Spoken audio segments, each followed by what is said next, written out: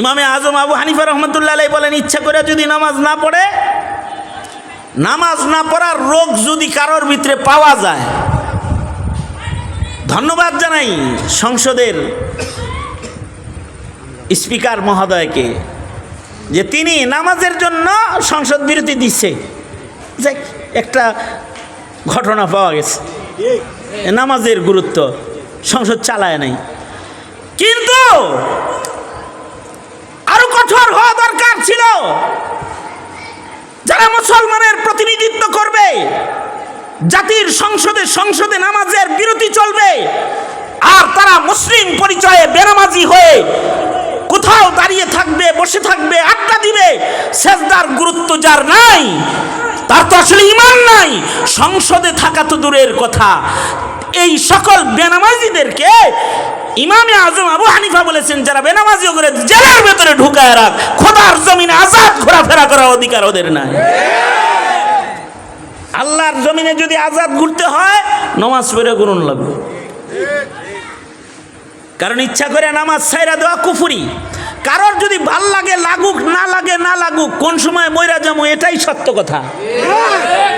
এটা তোমার বুঝে আসলেও সত্য, তোমার বুঝে না আসলেও সত্য।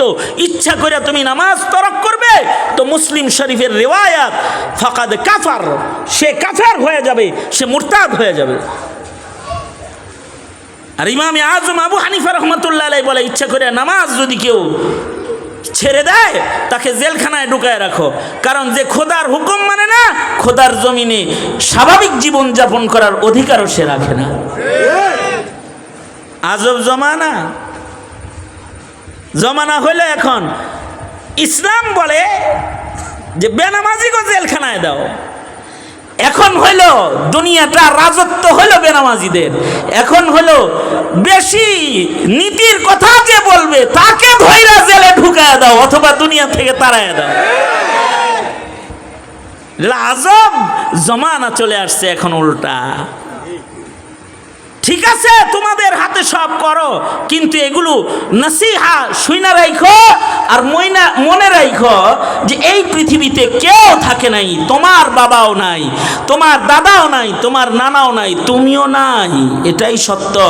তবে নাই হয়ে যেখানে যাইবা সেখানে কি করবা, তার প্রশ্নের জবাব কি দিবা তুমি, এটা জিজ্ঞাসা তোমার কাছে। এ চিন্তাটা রাখো, তাইলে এটার নাম ইমানদারি। এ কারণে বলবা, বাপেরা যারা আছেন, বেনামাজি সন্তান ঘরে লালন পালন করার চাইতে, বেনামাজি সন্তান লালন পালন করার চাইতে কুকুর শ্রীগাল পালে যারা, এটা অনেক ভালো। বেনামাজি পালবেন না ইচ্ছা করে, নিজের সন্তানকে বেনামাজি বানাবেন না। মা বাপ হিসাবে আপনি একটা ঘরের সরকার। আপনি সন্তানকে বলে দেন, আমার ঘরে বেনামাজির ভাত নাই, এটা বলে দেন। আপনার কন্যাকে বলে দেন, বেনামাজির ভাত নাই। মা, আপনি তো শাসন করুন নিজের সন্তানকে। বেনামাজির রান্না এই হাতে আমি খাদিজা, সুমাইয়া, ফাতেমা করি না, বলে দেন। এটা রান দেখা। নামাজ পড়বি, জুমার নামাজের মূল্য যার কাছে নাই ও মুনাফিক। ফরজ নামাজের ইহতিমাম যার নাই, ওর ঈমান নষ্ট হয়ে যায়। হ্যাঁ, যদি এরকম হয়, অ্যালার্ম দিয়ে ঘুমাইছে, ফজরের নামাজ পড়বে, কিন্তু ঘুমের ঘরে তার ফজর কাজা হয়ে গেছে নিজের অনিচ্ছায়। সূর্য উদয় হওয়ার পরে ঘুম ভাঙছে, পরে দেখে ফজর কাজা হয়ে গেছে। ঘুম থেকে জাগার পরে যদি নামাজ বর্জন, নামাজ তরক, নামাজ কাজার চিন্তায় তার মুখ দিয়া যদি বের হয়ে যায়, ইন্না লিল্লাহ, হায় রে, রবের কদমে সেজদাটা তো ফজরে দেই নাই রে। যদি তার মুখ দিয়া বের হয়ে যায়, আহ, ফজরের নামাজ ছুটে গেল, আল্লাহ, এই যে এতটুকুন আফসোস, এটার নাম ঈমান। নামাজ ছুটে যাওয়ার গুনাহের পেরেশানি তাকে আক্রমণ করেছে। আল্লাহর রাসূল বলেন, এই পেরেশানি গুনাহ হয়ে গেলে, পেরেশানি যদি কারোর ভেতরে পাওয়া যায় আর নেকির খুশি যার ভেতরে তালাশ করে পাওয়া যায়, রাসূল বলেন ফাআনতা মুমিন, তাইলে তুমি ইমানদার, তুমি মুমিন। এই আনন্দ কারোর ভেতরে না থাকলেও তো 5 ওয়াক্ত নামাজই পড়তে পারবে না। ইবাদতের আনন্দ যদি কারোর ভেতরে না থাকে তাহলে সে 5 বেলা নামাজ পড়তে পারবে না। নামাজ খালি পড়া না, তাকবীরে উলার সাথে পড়া, জামাতের সাথে পড়া, ইহতিমামের সাথে পড়ার আগ্রহ, আকর্ষণ। ঈমান যত ভালো হবে এই আকর্ষণগুলো তত ভালো হবে। এ কারণেই 40 বছর তাকবীরে উলার নামাজ পড়ছে ইমামে আজম আবু হানিফা রহমাতুল্লাহ আলাইহি। 40 বছর এশার ওযু দিয়া ফজরের নামাজ পড়ছে। সাইয়্যিদুত তাবিঈ।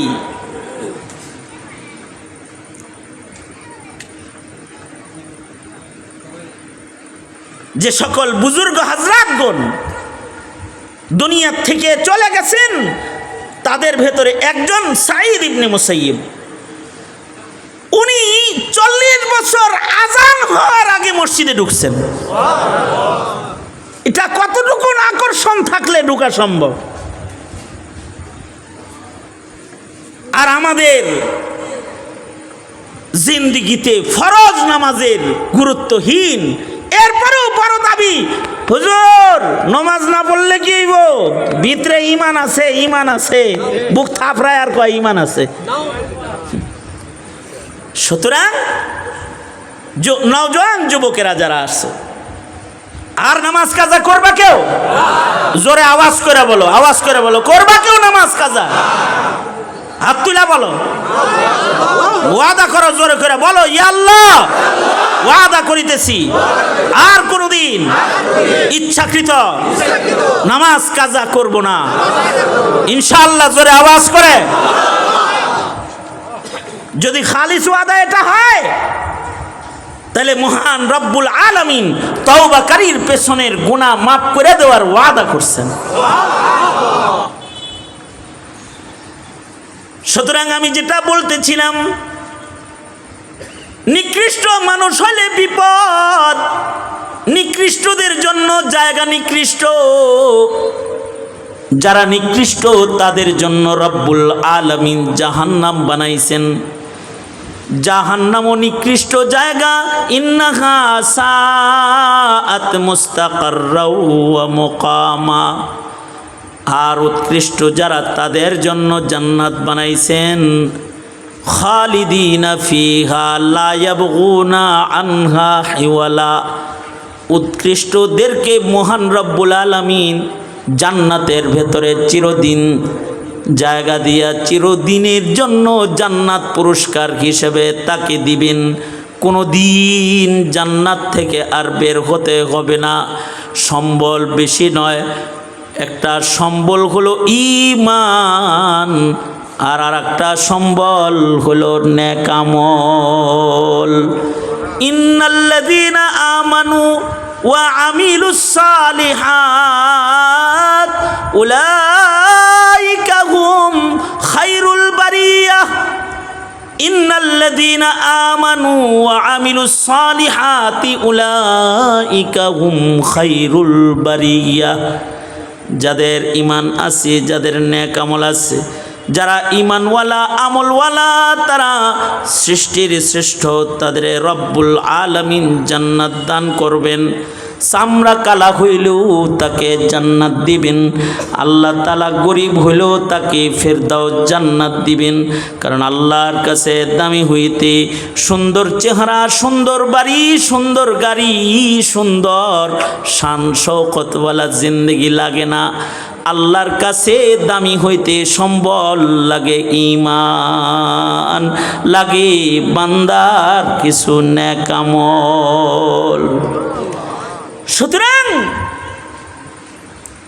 শ্রমিকেরিয়া ইনকাম তোমার কম, ভাঙ্গা ঘরে থাকো কিন্তু ঈমান আমল ঠিক করো। তোমার গায়ের চামড়া কালা, কেউ তোমারে পছন্দ করে না, তোমার ঈমান আমল ঠিক করো, তুমি আল্লাহর পছন্দের, আল্লাহর কাছে পছন্দের। নবীজির কাছে একটা কালা লোক আসা যাওয়া করতো, নাম জহের বিন হারাম। একদিন নবীজি সাহাবীদের লিয়ে বয়ে রইছে, আর সে আসছে। নবীজি বলে কি বলে নবীজি বলে, এই যে কালো লোকটা আসছে না, ও আমার গ্রামের বন্ধু, আর আমি মুহাম্মদ ওর শহরের বন্ধু। নবীজি পরিচয় করাই দিতেছে। নবীজি কাউকে বন্ধু বললো, তার মানে কি? নবীজি তো আসলে আল্লাহর বন্ধু। নবীজি হাবিবুল্লাহ, নবীজি আল্লাহর বন্ধু। নবীজি কাউকে বন্ধু বলছেন, তার মানে হাবিবুল হাবিবি হাবিবুন। এই লোকটা কালো হলে কি হবে? ও আল্লাহর বন্ধু। আল্লাহু আকবার জোরে করে। নবীজি তাকে বন্ধু বলতেছেন না, সে আল্লাহর বন্ধু। কি দিয়ে আল্লাহর বন্ধু? টাকা পয়সাও তো নাই, গায়ের চামড়াও তো কালা। একদিন বাজারে তরকারি বিক্রি করতেছে এই সাহাবী, বাজারে মাটির ভিতরে বৈশা দোকান দিছে। অনেকে গ্রাম থেকে শাপলা টাপলা আইনা দোকান দিয়ে বহে না বেচার লেগা, এই সাহাবী এরকম তরকারি লইয়া বইছে বেচতে। নবীজি করছে কি, বন্ধু যেমন কখনো কখনো বন্ধুত্বের গভীরতার কারণে সামনে দিয়ে না যায়, পিছন দিক দিয়ে যায়। দেখবেন পিছন দিয়ে যায় আস্তে করে চোখ ধরে, বুঝায় কে কদেহি, এত খাতির তোর লেগে হাত স্পর্শ দিয়ে দেহি চিনস নি আমারে। আবার পিছন থেকে এমনে ধরে, আমারে বীরের ভিতরে একজন এমনে ধরছে, ডাইনেও ঘুরতে দেয় না, বামেও দেয় না, বুঝায় যে কে হাত দিয়ে ধরছি, বুঝোস না? এত কাছে থাকি, এত হাতাই, এত হাতের স্পর্শ হয়, আজকে বীরের ভিতরে আমার হাতটা চিনস না, কে বুঝাইতে চায়। যদি চিন না লায় তাহলে দিল খুশ হয়ে যায়, আর না চিনে তাহলে কয় হুদাই, সামনে গেলে কয় আই লাভ ইউ, পিছন ধাই বুঝো না তো। আল্লাহর রাসূল সাল্লাল্লাহু আলাইহি ওয়াসাল্লাম সাহাবীর সামনে দিয়ে না যায় পিছন দিক দিয়ে গেছে। পিছন দিক দিয়ে যায় আল্লাহর নবী এই সাহাবীর পিছনে মাটির মধ্যে লেপটা দিয়া আল্লাহর রাসূল বৈশা পড়ছে। বৈশা নিজের হাত দুইটা সাহাবীর বগলের নিচ দিয়ে ঢুকায়া বুকের ভিতরে জাপটা দিয়ে ধরছে, আর বুঝাইতে চায়, বলো তো কে? সাহাবী কি রাসূল চেনে না? আল্লাহর রাসূল যদি কোনো পথ দিয়ে হেঁটে যায়, সাহাবী টের পায় পথে রাসূল সাল্লাল্লাহু আলাইহি ওয়াসাল্লামের গায়ের খুশবু পাওয়া যায়। সেখানে সাহাবীকে আল্লাহর রাসূল জড়ায় ধরছে। সাহাবী তো চিন্না বলাইছে, সাহাবী এমন চিনছে, সাহাবী নবীজি জড়ায় ধরেছে, আর সাহাবী আরও নিজের নবীর বুকে যাইতে ধরছে, যাইতে ধরে নিজের পিঠকে নবীর বুকের মধ্যে ঘষতেছে। অর্থাৎ নবী আরবির দেহের স্পর্শের বরকত নিজের দেহের চতুর্দিকে লাগাইতেছে। সাহাবীর ধান্দা হলো আল্লাহর রাসূলের চামড়ার স্পর্শের বরকতটা দেহের মধ্যে লাগায় রাখি, এই স্পর্শ নাজাতের উসিলা হইতে পারে। কারণ আমার নবীর সাথে যেই মাটি লাগে, ও মাটি আরশের চাইতে দামি। মদিনাতুল মুনাওয়ারার মাটি যেটা নবীজির দেহে লেগে রয়েছে, আরশের চাইতে দামি। তাই নবীর দেহের সাথে ঘষা লাগাইলে দাম বাড়বো না নিজের? তো ঘষতেছে, এবার ধরছেই যেহেতু যাইতা নিজের পিঠটাকে নবী আরবির দেহ মুবারকের সাথে ঘষা দিয়া একটু নিজে বরকত নিয়ে নিতেছে এই চান্স পায়া। সাহাবীরা খালি নবীজির দেহের স্পর্শের বরকত তো অনেক বেশি। কেউ যদি দৃষ্টির স্পর্শও নিতে পারে, যে তার দৃষ্টি রাসূলকে ধরছে ইমানের সাথে, তা সে সাহাবী। সাহাবীরা নবীজির গায়ের কাপড়ের স্পর্শওয়ালা কাপড় নেওয়ার জন্য পাগল ছিল। একবার আল্লাহর রাসূল খুতবা দিয়ে নামছেন মসজিদে নববীতে, সাহাবী যাই কয়, নবীজি আপনার গায়ের এই আবায়াটা দেন, এটা আমারে দেন, হাদিয়া দেন। নবীজি তো আম্মা সাইলা ফালা তানহার, যে নবীর উপরে নির্দেশ, চাইলে নবী আর না দিয়ে পারে। নবীজি সাথে সাথে ঘরে ঢুইকা জামা পরিবর্তন করে জামাটা প্যাকেট করে বাইরে আইনা সাহাবীরে দেওয়ার জন্য রেডি করতেছে। এদিক দিয়া মসজিদের সাহাবীরা হেরে ধরছে, হেই নবীজির জামা চালিগা হ্যাঁ, নবীর জামা গায়ে দিয়ে ঘুরবা, হ্যাঁ চাইলা কেন এটা? সাহাবী বলে কি, আমি কি এটা চাইছি এটা গায়ে দিয়ে আমি ঘুরবো আর হেডাম করবো এর লেগে চাইছি? আরে আমার তো সম্বল দরকার, সম্বল। আমি নবীর গায়ের জামাটা চাইছি, আমি মইরা গেলে এটারে কাফন বানায় একটু কবরে নিয়ে যাওয়ার লেগা। রাসূলের গায়ের স্পর্শের জামা যেন প্রমাণ করে আমি নবীর দলের। নবীজি কিন্তু শুনতেছে ঘরের ভিতর থেকে যে আমার জামাও নিয়ে কাফন বানাইবো। নবীজি ঘরের থেকে শুনতেছে এগুলো, শূন্য টুন্য আল্লাহর রাসূল এনে জামাটা দিয়ে দিলেন। তার মানে বোঝা যায় কেউ যদি মৃত্যুর আগে নিজের কাফন কিনে রেডি করে তাহলে ফকিহরা বলে এটা জায়েজ আছে। কিন্তু কেউ যদি মন্ডের মতো কবর খুঁজে রাখে, এ ঘরে থাকে একটা কবর রেডি, টিন দিয়ে ডাহা, কিনলেগা কবরের চিন্তায় মাঝে মাঝে ওই কবরে যায় বৈশা কোরআন তেলাওয়াত করি। আসলে বন্ড কিন্তু কাফনের কাপড় তো প্রস্তুত করে রাখা আগেই জায়েজ আছে, কিন্তু তাই বলে কবর রেডি করে রাখা করেন কে মিয়া? বুঝতেছেন কিছু? মানে আপনি আপনার কাফন কিনা রেডি করে রাখতে পারবেন, জায়েজ আছে। অথবা আমার এক ভক্ত আমারে এসে কয়, যার যার আবেগ এক এক রকম আবেগ। আমার এক ভক্ত, আমি হজে যাব গত 2 বছর আগে আমার কাছে আসছে, আমি এহরাম পড়ছি তখন আইসি একেবারে আইয়া আমার এহরামটা দইরাই কইতাছে, এইটা আবার হজ উমরা শেষ কইরা কাউরে দিয়ে দিয়েন না। এটা আমি চায় রাখলাম, কেন নিবা কেন? কয়ে আমি তো গরিব মানুষ, আমি কাবা তো অফ করতে পারবো না, এই কাপড়টা তো কাবা তো অফ করব, আরাফা মিনা মুজদালিফায় যাইব, এটা আমি কাফন বানায় নিবার চাই। আমি দেখলাম এটা জায়েজ আছে, তো কেউ যদি কাফন প্রস্তুত করে জায়েজ আছে, না করি কেমনে? তা আমি বললাম ঠিক আছে দিমুনি। হায় হায়, আমি হজের থেকে আসার পরে খবর পাওয়ার সাথে সাথে কাফনের লেগে হাজির। তুই কি করবো, দিয়ে দিস। কারণ কেউ যদি কাফনের কাপড় প্রস্তুত করে রাখে জায়েজ আছে।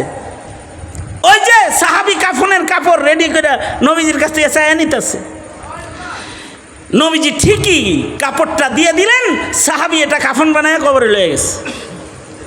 এক সাহাবীর চুল ধরছিল নবীজি জীবনে, এই চুল সাহাবী জীবনে আর কাটে নাই। আমি মাহজুরা কেন? এই রাসূলের হাতের স্পর্শের চুলটা কবরে নিয়ে যাওয়ার জন্য। সাহাবী তো সাহাবী, আল্লাহর রাসূল সাহাবীর আবেগ, নবীজির আরো আবেগময় কথা।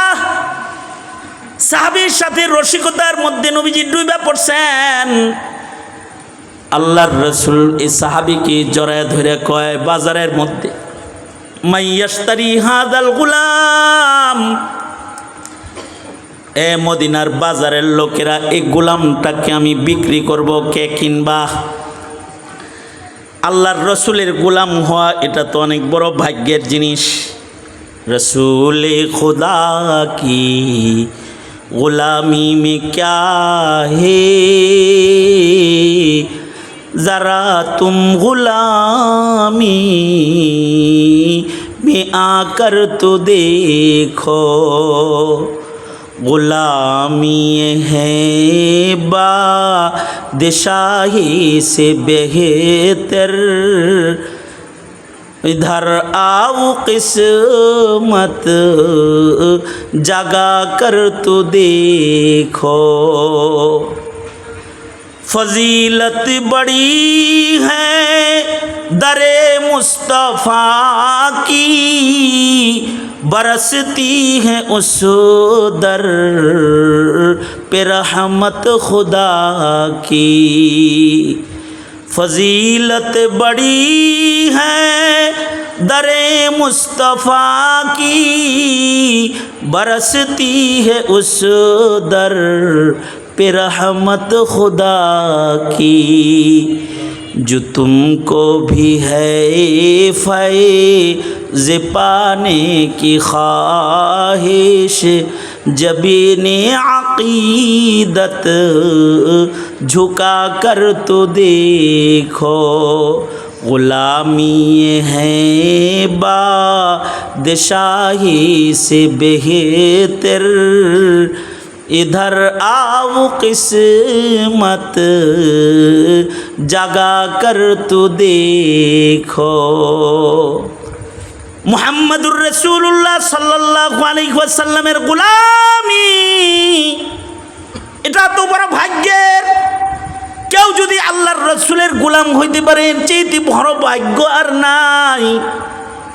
সেখানে আল্লাহর রাসূল সাহাবীকে বলে, কে আসোস রে এই বাজারে, এই গোলামটা বেচমু। সাহাবী রাসূলের সাথে হাসি মুখে আল্লাহর রাসূলকে বলে, নবীজি লাভ হইব না বেশি, কারণ হলো এমন কালা মানুষের দাম বাজারে নাই। এমন কালা গোলাম আর কয় টাকা দিয়া মানুষ কিনবে, এটার দাম নাই, লাভ হইব না, দাম নাই। আল্লাহর রাসূল বলে, বাজারের মানুষের কাছে তোমার চামড়া কালো, এজন্য গোলাম হিসেবে তোমার দাম নাই, কিন্তু আমি রাসূল সাক্ষী দিতেছি তুমি আল্লাহর কাছে অনেক দামি, তুমি ইনদাল্লাহ অনেক দামি আল্লাহর কাছে। এই কালা সাহাবী যে আল্লাহর কাছে দামি কি দিয়া?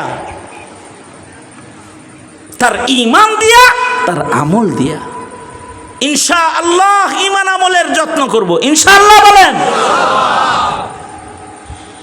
নারীদের ঈমান আমলের যত্নের জন্য এই মাদ্রাসা আমিনাতুন নিসা, এই মহিলা মাদ্রাসা, নারীদেরকে এখানে পাঠাবেন, ওদের ঈমান আমল ঠিক হয়। আল্লাহ তাআলা এই মাদ্রাসাকে কবুল করুক। আমিন। জামাল কামাল ওরা দুইটা ভাই মাদ্রাসা চালায়, আল্লাহ ওদেরকে আমন সালামতির সাথে ত্রুটি মুক্ত খেদমত করার তৌফিক দান করুন। আপনারা দেখভাল করবেন, মুরব্বীরা অভিভাবকত্ব করবেন, ভুল হয়ে গেলে ধরায়া দিবেন, মাদ্রাসা চালাইতেছে সহযোগিতা করবেন, ইনশাআল্লাহ বলেন। আল্লাহ তাআলা এটাকে কবুল করুক। আর আমাদের আওলাদ সন্তান সন্ততিকে আল্লাহ পাক নেককার বানাক, আমিন বলেন। ইনশাআল্লাহ নিজের সন্তান সন্ততি ও প্রজন্মের সন্তানদের যত্ন করব, ইনশাআল্লাহ। কারা কারা সন্তানদের কোরআন শিখাইবেন তো ইনশাআল্লাহ? ছেলে মেয়েরে কোরআন শিখাইবেন তো ইনশাআল্লাহ? ওদের ঈমান ঠিক করবেন ইনশাআল্লাহ, আমল ঠিক করবেন ইনশাআল্লাহ। এই মাদ্রাসায় সহযোগিতার জন্য কালেকশন হয়েছে, আমি এখন ব্যাগ পাঠাইতেছি। সবাই বিসমিল্লাহ বলে একটু পকেটে হাত দেন, যার যা আনছেন একটু বের করেন, এই রুমাল চালাও, ভেতরে চক্কর লাগাও। যারা যারা মাদ্রাসায় দিবেন দেন, সাদকা খায়রাতে অংশগ্রহণ করেন।